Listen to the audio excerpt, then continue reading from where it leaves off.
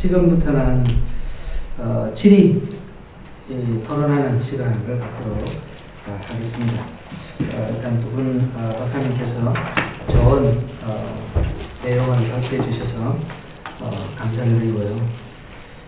제가 사실 시작하면서 우리가 먹었던 점심이나 간식이나 저걸 이 형상들에서 제공해 주셨다는 감사의 말씀을 못 드려가지고 담임 목사님이 안타깝지도 안 계시네요. 그래서 제가 조금 아부할 수 있는 시간을 놓친 것 같습니다.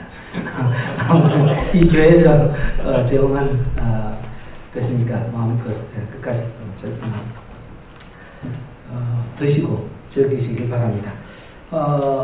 두 분 좋은 강의 해주셨는데 이 발표에 대한 질문 있으면 하시죠. 두 분 가운데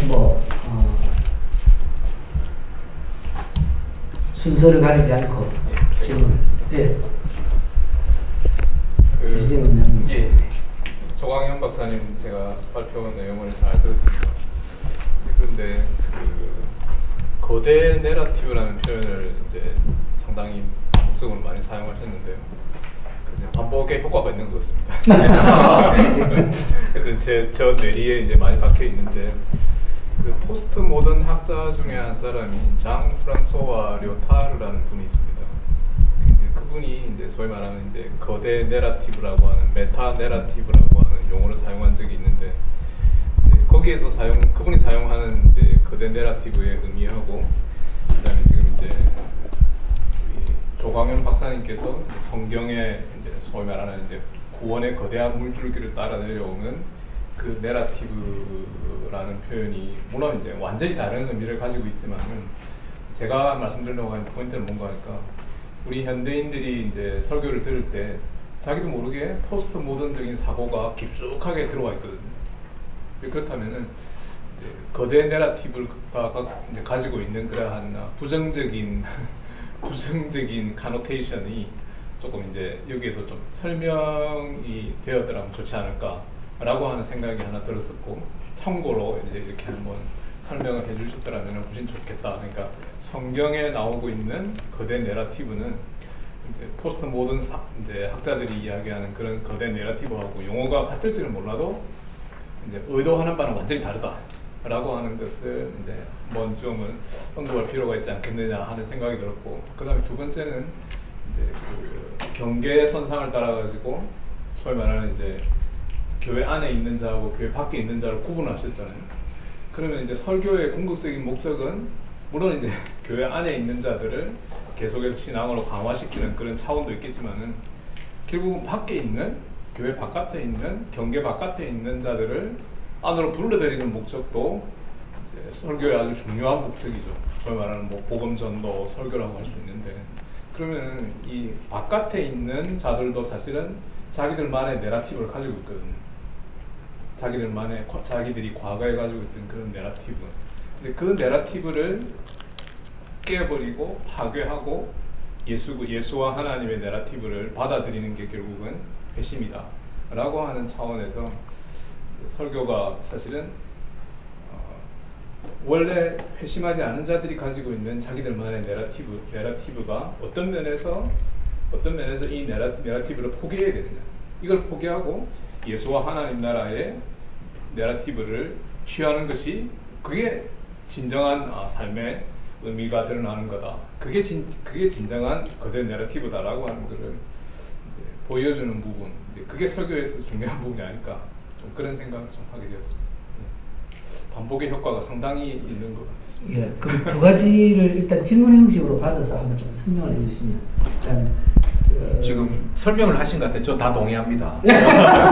교수님 말씀 다 동의하고, 이제 아까 이제 거대 내러티브라는 용어의 측면에서는 포스트 모던이 사용하는 어떤 거대 내러티브라는 측면과는 충분히 같은 의미로 사용하지 않았다고 저도 생각을 합니다.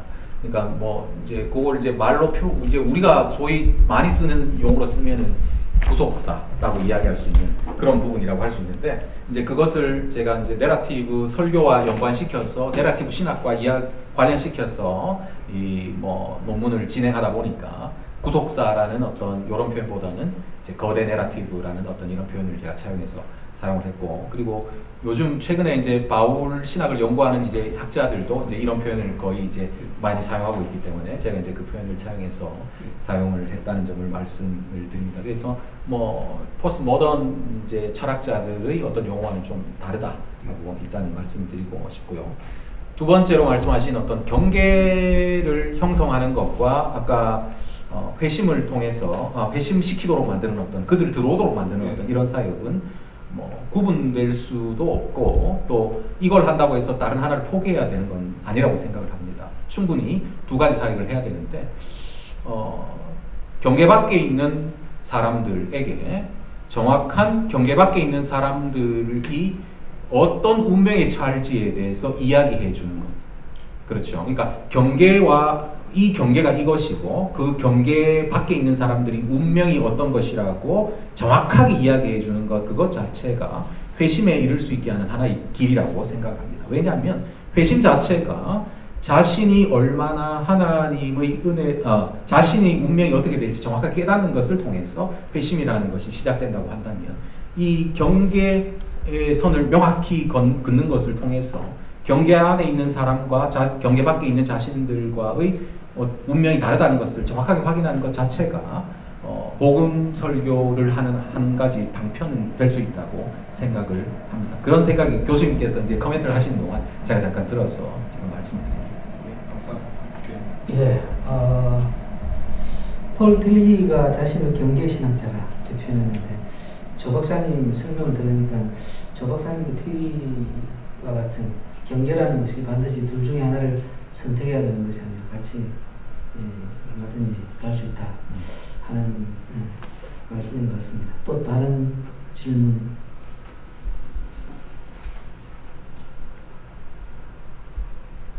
너무 오늘 강의를 발표를 잘하신 겁니까? 질문한 게 전혀 없을 만큼 탁월하네. 발표했든지 안 그러면 전혀 알아들을 수 없는 방울 같은 발표.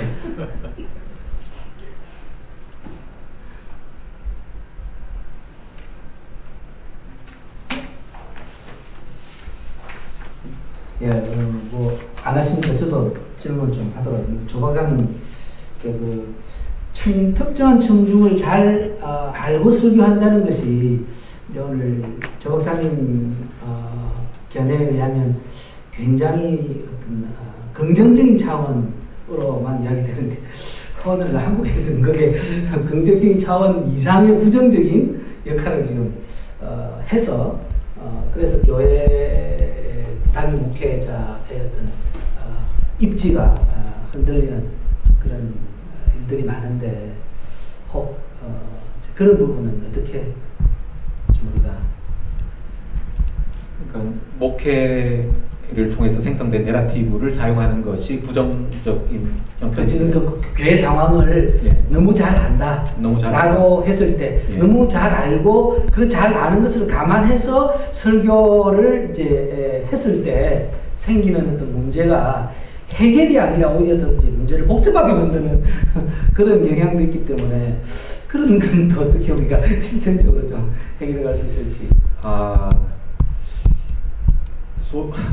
일단은 제가 여기서 이제 기대한 바는, 아까도 제가 논문에서도 얘기했지만, 지금 우리 사회에서 이제 방송 설교, 인터넷 설교, 이런 설교들이 너무 이제 무차별적으로 유포가 되기 때문에, 이런 어떤 설교에 있어서, 이런 설교를 듣고, 교인들이 이런 설교를 많이 듣고 있지 않습니까? 그렇죠? 그리고 그 영향을 받고, 자기 교회 담임 목사의 설교와 부지불식간에 비교를 하기도 하고, 또 뭐 악한 성도는 또 일부러 비교하기도 하겠죠. 이런 어떤 상황에서, 과연 지역교회 목회자들이 가지고 있던 강점이 무엇일까라는 어떤 이 고민의 결과물로 이야기가 나온 것이 바로 이 부분입니다.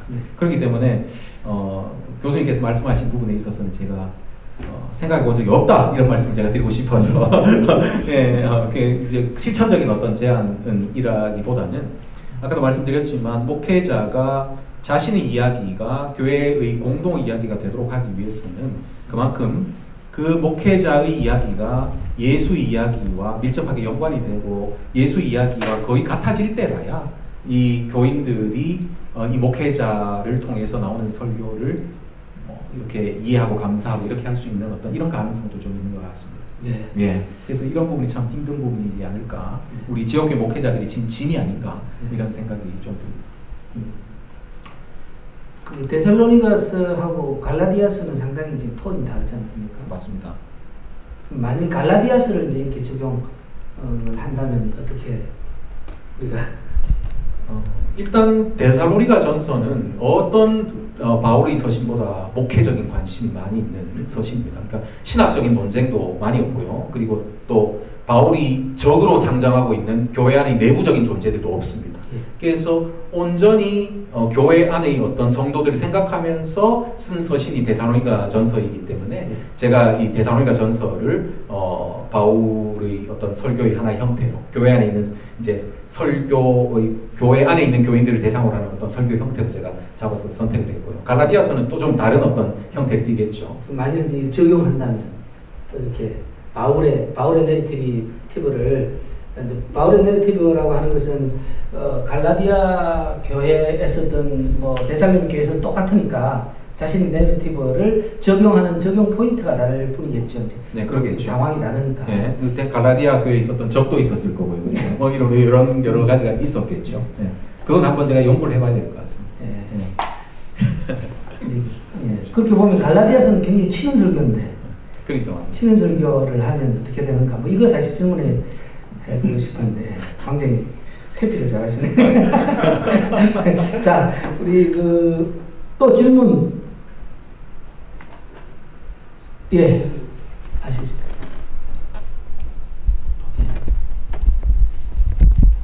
누구? 괜찮습니다. 저는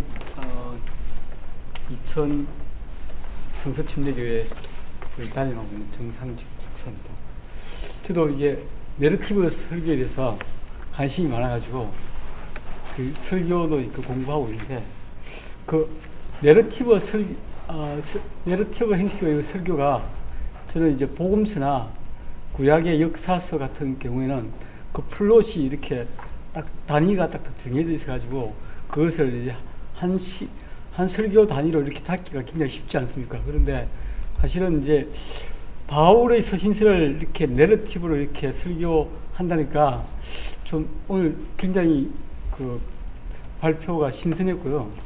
저에게 또 약간의 또 희망을 줬다 그런 생각이 제가 서신서를 가지고 내러티브 설교를 해본 적이 없는데 좀 희망을 얻었다 그런 생각이 들어서 감사드리고 그러면 과연 이제 우리가 공동의 이야기 이렇게 이야기를 통해서 그것을 이제 서신서 전체를 한 서신서를 묶어 가지고 전체 그대 플롯을 잡아서 설교를 엮어낼 수 있지만 장별로 이렇게 설교를 해 나갔을 때 그것을 어떻게 그대 플롯 또 공동 이야기를 어떻게 그 장별로 연결시킬 수 있는가 하는 그런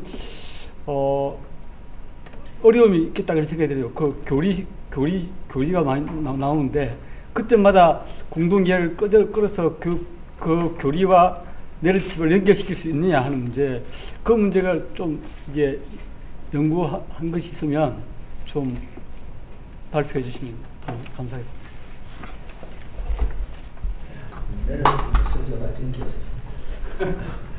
일단 제 이제 발표는 서신서 자체를 우리 목사님께서 연구하시는 것처럼 내러티브 플롯에 어떻게 담아서 설교할 것인가 하는 것과는 좀 다른 어떤 주제인 것 같습니다. 그러니까 지금까지 현대 내러티브 설교는 내러티브를 어떤 특별히 한 개인의 청중에게 어떤 감동, 우리로 말하면 감동이죠. 이제 뭐 설교학적으로 말하면은 설교학적인 경험이라고 말하는데요. 이런 경험을 한 개인에게 주기 위해서 어떤 플롯을 잘 만드는 것을 목표로 삼습니다. 그러니까 어떤 형태가 있죠. 그러니까 이제 내러티브 설교의 모든 어떤 관심사가 설교의 형태를 어떻게 만들 것인가. 그래서 어떤 설교학자는 신데렐라가 유리구두만 신게 되면 모든 왕자들을 다 거느릴 수 있을 것과 같은 이런 마음으로 신데렐라가 유리구두를 찾는 것처럼 이 설교학계에서도 가장 적절한 내러티브 형태를 찾으려고 애를 쓰고 있다. 뭐 이렇게 비난 섞인 이런 이야기까지 했는데요. 어떤 이런 형태적인 어떤 측면에 현대 설교학이 많은 관심을 기울였다면 제 논문의 주제는 이런 형태도 뭐 한 가지 관심일 수 있지만 그것보다는 또 다른 어떤 내러티브의 가능성이 있다. 그것은 현대 설교학에서 무시되어 왔던 공동체 전체를 세우는 어떤 공동체의 정체성과 공동체를 더욱더 강화하는 어떤 공동체적인 어떤 내러티브의 사용의 어떤 형태가 더 있다 하는 어떤 대안적인 어떤 관점을 제시한 그런 연구라서 목사님께서 말씀하신 것 앞으로 제가 좀 더 연구를 좀 해봐야 될 것 같아요. 각 장별 어떻게 서신서를 내러티브로 이렇게 할 수 있는가는 또 다른 문제인 것 같습니다. 네, 고맙습니다. 성경의 모든 내용들을 다 내러티브로 설계해야 됩니다.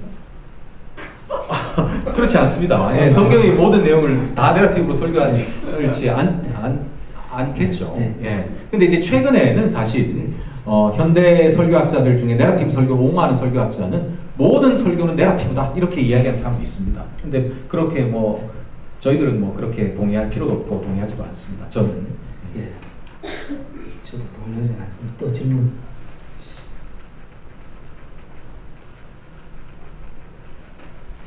우리 저기 김청 박사님은 굉장히 내용을 어렵게 하시는 거다. 아무도 못 알아듣습니다. 질문이 알아듣습니다. 전략이 성공했습니다. 네, 이 페이지에 세 번째 단락 중간쯤에 보시면 도덕적 의미를 넘어선 영적 의미, 즉 알레고리적 의미를 찾는 것을 최고의 해석이라고 봤다. 이렇게 이제 하시면서 데이비슨이 주장한 내용인 거죠. 이렇게 그게 갑주를 뭐꼭 주장이라기보다는 그렇게 묘사를 한 거죠. 원래 이게 성경 해석에 있어서는 4단계가 있어서 알레고리 해석은 두 번째 단계이고 이제 세 번째 단계, 네 번째 단계, 네 번째 단계는 심리적 해석인데 알레고리칼한 것하고 미스티칼한 건 좀 다른 차원인데 그걸 이렇게 구분하지 않고 쓴 것 같아서 어떤 사중적인 해석에서는 그걸 이제 구분하지만 제가 또 오늘날 좀 현대 성경 좀 이성적인 또 문법적인 역사적인 해석 관점에서 볼 때는 그거를 그렇게 2, 3, 4단계에 있어서는 특별히 그렇게 정확하게 그 선을 그기는 저는 어렵다고 봅니다. 신비적인 의미와 영적인 의미가 그럼 뭐가 신비적이고 뭐가 영적인 거고 뭐가 상징적인 거냐 어떤 표면의 의미와 표면의 그 문자적인 의미와 그걸 더 깊이 들어간 그 한미 혹은 상징 혹은 영적이라고 설명할 수 있는 그런 의미가 있는 것 같고요. 그 영적인 의미를 설명하는 하나의 시도가 모형론이라고 볼 수 있는데 그것에 근거가 있을 때는 모형론이라고 우리가 말할 수도 있고 오늘날도 수용 가능한 해석 방법론이 되겠지만 그것이 자의적이고 하나의 묵상적인 큐티와 같은 자기 현실에 이제 그대로 적용하는 어떤 성경적인 그 연관성 없이 그리고 기독론적인 배경 없이 연결한다면 그것은 제가 볼 때는 그게 알레고리고 그게 어떤 영적인 해석이고 신비적인 해석이다. 저는 그렇게 봅니다. 예, 그런데 사실 그 알레고리하고 일단 통일적 해석과 신비적 해석은 차원이 다른 해석입니다. 신비적 해석이 물론 더 이상한 것이 될 수도 있습니다. 그런데 신비적 해석을 하려고 했던 목적이 그리스도와 교회를 그 복음이 어떻게 가르치는가 하는 걸 이제 이야기하는 부분이 마지막 단계 신비적 해석 부분인데 그거는 두 번째 나오는 그 알레고리컬 인터프리테이션하고는 차원이 다른 것이라 또 세 번째는 도덕적인 의미라서는 여기 실천적인 차원에서 의미를 봐내는 것이죠. 그런 사정적 해석이 오늘날 해석학자들에 의해서 너무 단순화 되어서 설명을 하고 있는 것이 아닌가. 그래서 그게 그렇게 하다 보면 좀 오해 하는 오해가 발생할 수도 있을 것 같아서 그래서 그런 부분을 제가 한번 여쭤본 겁니다. 혹시 그래서 제가 이제 또 뉴스 기사를 좀 찾아보니까요. 최근에 이제 사중적 해석에 대한 좀 긍정적인 평가와 좀 부활을 좀 꿈꾸는 그런 해석적인 경향도 그런 주장을 하는 분들도 제가 보았는데요. 제가 볼 때는 이제 문자적인 해석, 이제 문법적이고 역사적 해석에 이제 기초를 두고 문자적인 의미에 기초를 두고 그것을 성경의 문자의 의미에 기반을 둔 아까 말씀드린 신비적 해석이 모형론과 상당히 공통점이 있다고 보고요. 그 해석까지는 이제 제가 해석이라고 할 수 있을 것 같고, 그 다음에 도덕적인 어떤 측면에 있어서는 그건 이제 해석이라기보다는 적용에 가깝지 않나라는 생각을 하게 됩니다. 그리고 알레고리, 그것을 이제 좀 구분해서 나눌 수 있다면 알레고리적인 측면은 근거가 부족한 자의적인 해석, 그 사람의 처한 상황에 따라서 자의적인 해석이 많기 때문에 그것들은 우리가 경계해야 할 범주에 들어가지 않나, 그렇게 좀 정리를 하면 어떨까 생각합니다. 예, 감사합니다. 혹시 질문을 안 하시는 건 빨리 끝내라는 의미시 의도 파악을 좀 분명하게 할 수 있도록. 예. 비도 그치? 예. 저 박사님께서 워낙 강의 발표를 해주셔서 비까지 놀래가지고 있었습니다. 감사드리고요. 마지막으로 할까요? 다른 분 혹시 더 있습니까? 예, 한 분 더. 두 분 질문만 받고 오늘 마치도록 하겠습니다. 예. 먼저 김찬. 예, 김 박사님. 네, 박사님. 예. 그 5쪽에 5페이지에 발췌하실 때 그 부분이 제가 굉장히 좀 약간 질문해야 되겠다는 그런 부분이 생겨가지고요. 그 마태는 호시아를 보지 못하고 보는 게 아니라, 보지 못한 것을 본 게 아니라 호시아가 본 것을 자신도 보고 있다. 따라서 마태는 자신의 논리를 호시아에게 주입한 것이 아니라 호시아의 논리를 이용해서 호시아 11장 1절의 모형론을 기독론적으로 읽고 있다.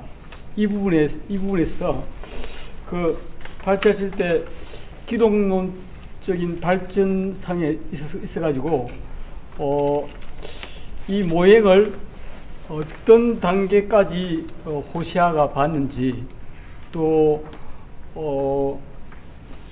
마태는 또 과연 호시아가 보지 못한 기독론을 보지 못했는지, 그런 측면에서 좀 질문하고 싶습니다. 예, 감사합니다. 이 문장을 이제 약간 오해 소지가 있는데요. 마태는 호세아가 보지 못한 것을 보고 있는 게 아니다. 호세아가 본 것을 자신도 보고 있다고 할 때 구속사적인 발전을 이제 무시하는 게 아니고요. 당연히 마태가 더 많은 것을 봤죠. 예수님을 또 보았고, 또 예수님이 오신 이후에 신약 시대를 살고 있기 때문에 여기서 분명히 마태가 받은 계시가 더 뚜렷하고 풍성하다고 우리가 볼 수 있겠습니다. 그러나 이제 여기서 말하고자 한 것은 호세아가 전혀 갖고 있지 않은 아이디어를 마태가 그렇게 호세아 11장 1절을 읽어내는 결과로서 애굽에서 내 아들을 불러냈다. 이걸 뜬금없이 인용한 것이 아니라 호세아서 안에 충분히 새로운 출애굽에 대한 기대들, 그 기대들이 나타나고, 심지어 이스라엘이 이집트로 다시 또 한 번 더 종살이를 하고 다시 또 출애굽을 하는, 탈출을 하게 되는 그러한 내용들이 나타나고 있기 때문에 마태가 제2의 출애굽, 다시 말해 새로운 출애굽, 이스라엘의 새로운 출애굽 경험과 또 제2의 모세, 새로운 모세의 등장에 대한 어떤 소망, 분명히 그런 단초들을 이제 가지고 있었고, 그 단초들을 마태가 발견하고 그걸 더 발전시켰다고 보는 게 좋겠다는 것입니다. 그래서 센서스 플래니어라고 해서 더 깊은 의미, 구약의 저자들은 보지 못한 것을 신약의 저자들이 발견했다고 할 때, 더 깊은 의미라고 할 때 얘기하는 바는 사실은 구약의 기자들이 생각지 못했던 것들을 이 신약의 기자들은 계시의 발전으로 인해서 보게 된 것이다라고 이제 주장하는 바가 센서스 플래니어거든요.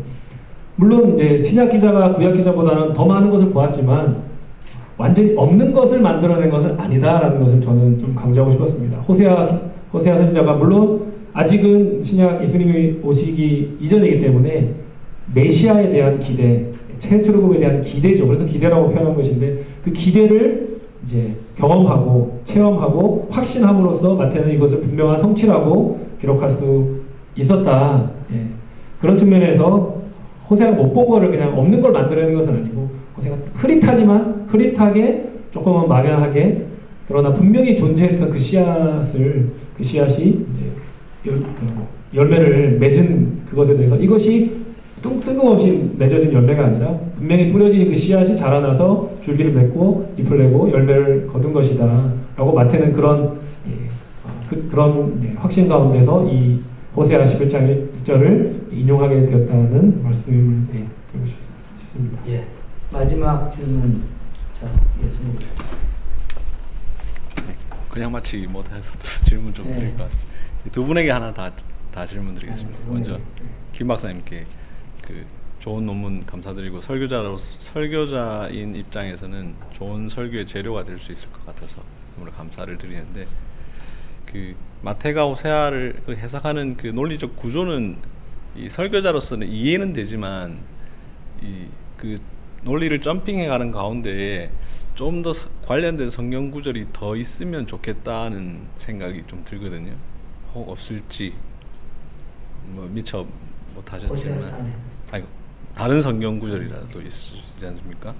그래야 좀 더 예를 들면서 이걸 가지고 설교를 할 때 단순히 마태가 이렇게 했다라고 하면 뭐 받아들이긴 받아들이겠지만 조금 논리적으로 더 받아들이는 데는 약간 어색하지 않을까 하는 마음. 설교 전공이 신약 전공이지. 신약 전공이시니까 또 혹시 신약 성경에서 그 질문 하나 하고요. 예, 우리 종황현 박사님은 그 설교자로서 굉장히 위로가 되는 논문이었습니다. 특히 마지막 결론, 제가 처음에 사실 읽을 때는 이 뭔 얘기인가 하다가 마지막 가서는 굉장히 위로가 됐습니다. 왜냐하면 한 지역교회를 목회하는 목사로서 그것이 오히려 장점이고 또 특히 반복을 해야 된다. 예. 저도 이걸 강조하는데 굉장히.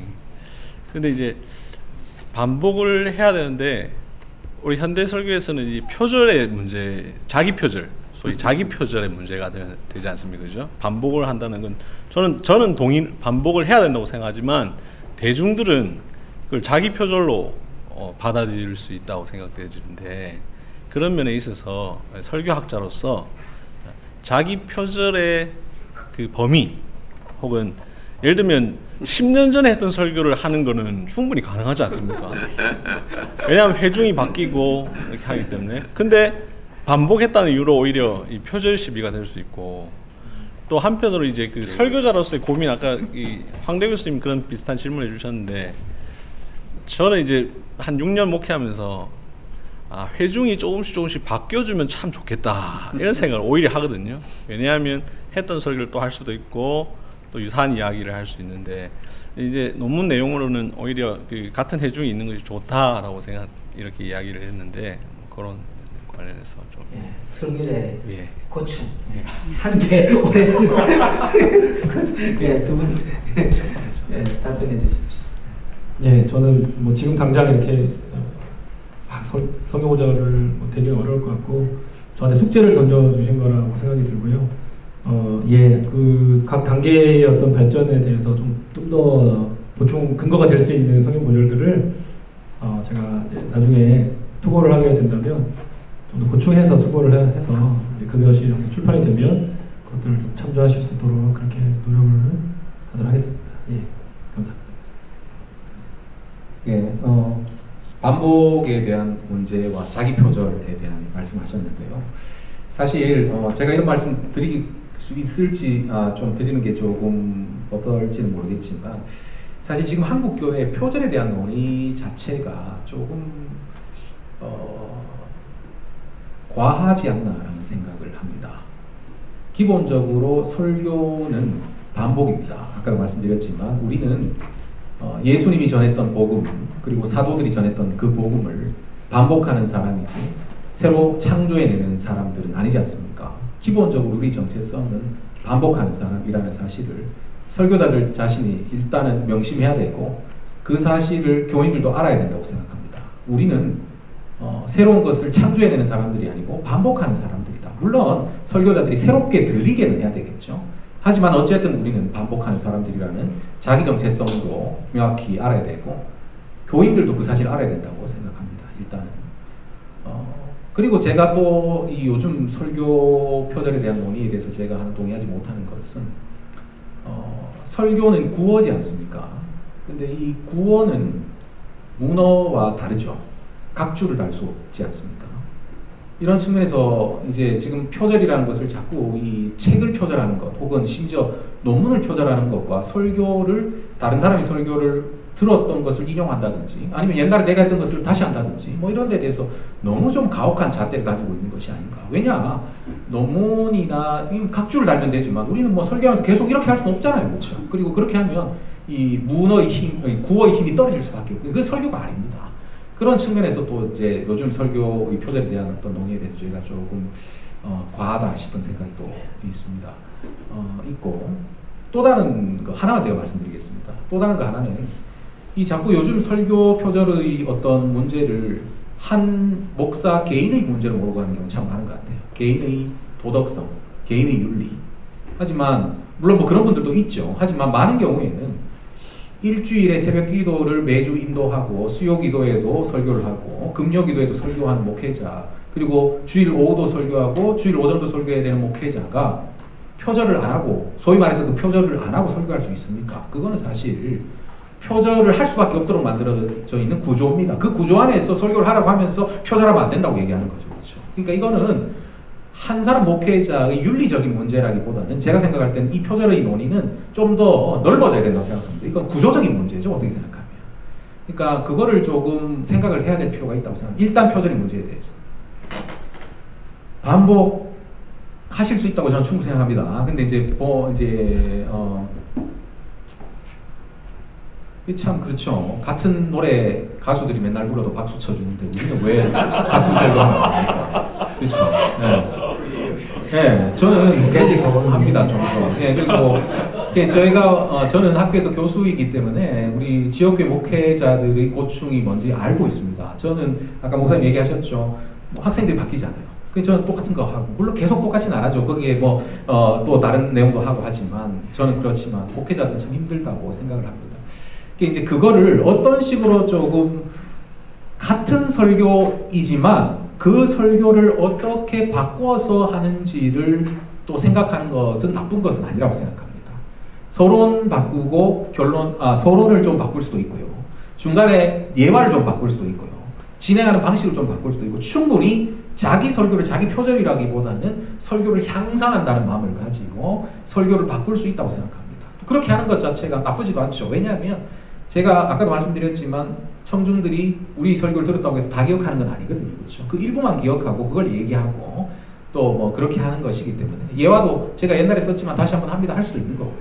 충분히 자신의 설교를 바꾸어서 똑같은 설교를 하는 것은 조금 부담이 되지만 물론 뭐 설교를 교인들이 잘 안 듣기 때문에 똑같은 설교를 잘 기억을 못 합니다만은 그럼에도 불구하고 내가 부담이 된다면 그 설교를 다른 형태로 바꾼다고 생각을 하시고 한 번씩 바꾸는 것은 좋다고 생각합니다. 그래서 형태를 바꿀 수도 있고 뭐 서론과 결론을 좀 바꿀 수도 있고 적용을 좀 바꿀 수도 있고 충분히 할 수 있다고 생각을 합니다. 그렇게 하면서 조금씩 설교의 부담도 조금 줄이시면서 더 양질의 설교를 10년 전에 했던 설교보다 지금 훨씬 더 설교 잘하시죠, 목사님. 그러니까 그때 설교를 보면 내가 빈 부분이 많이 보일 겁니다. 바꿔서 할 수 있다고 충분히 그렇게 생각합니다. 대답이 되셨는지 모르겠습니다. 저도 이 표절 문제에 대해서 사실 고민하고 있고 지금 이 한국교회 표절의 이 논의가 너무 물론 뭐 그런 좀 심한 분들도 계시지만 대부분의 목회자들에게 너무 좀 압력을 주는 방향으로 표절 논의가 진행되는 게 아닌가 하는 좀 이런 마음이 좀 있습니다. 기억력이 좋은 교인을 바꾸시는 게 제일 좋습니다. 기억력이 좋지 않은 교인으로 하면 제가 제 경험으로는요 2달 전에 수업했던 것도 기억을 합니다. 새롭게 듣고 넌 아멘하고 그렇기 때문에 못 듣도록 지금은 기록이 남으니까 기록 금지를 지금 좋은 생각이죠. 예. 설교는 구호다. 언제나 얘기하면서 구호는 들어야 된다라고 얘기해 주십시오. 예, 오늘 이것으로도 제9회 신진학자 토론을 마치도록 하겠습니다. 두 분 발표해 주신 강사님께 마지막으로 박수.